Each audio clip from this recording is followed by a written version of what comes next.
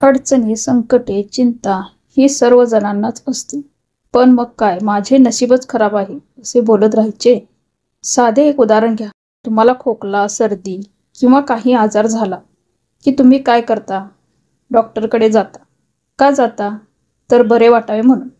मग ही संकटे, अडचणी दूर करण्यासाठी काहीतरी उपाय तरी केला पाहिजे की नाही?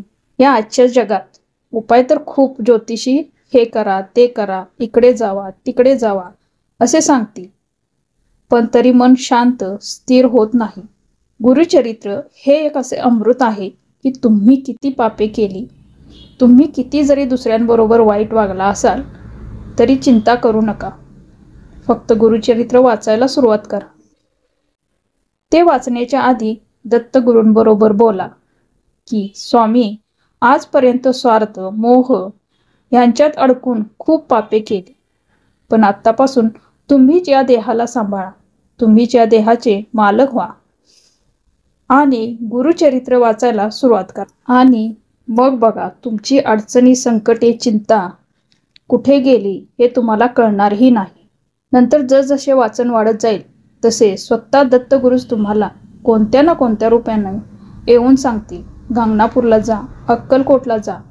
एकदा गुरु पकडला ना की सर्व ज्ञान होते आणि ते कायमस्वरूपी राहते. आता गुरुचरित्र वाचायचे कसे?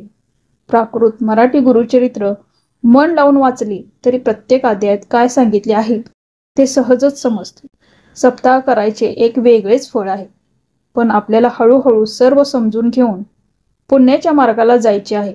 गुरुचरित्र वाचताना स्वामी महाराजांना तुमची जी इच्छा असेल ती बिनधास्त मनातल्या मनात सांगा आणि वाचायला सुरुवात करा.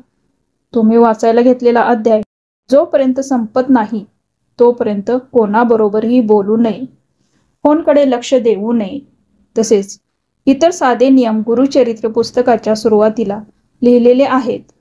त्या नियमांचा जास्त बाऊ न करता पवित्र अंतकरणाने गुरुचरित्र वाचून सर्वांनी आपल्या यशस्वी, आनंदी आणि सर्व संपन्न अशा नव्या आयुष्याची सुरुवात करावी अशी विनंती.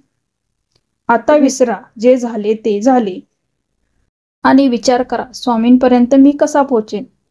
अर्थात स्वामी तुम्हाला मदत करणारच. शेवटी आई आहे ती.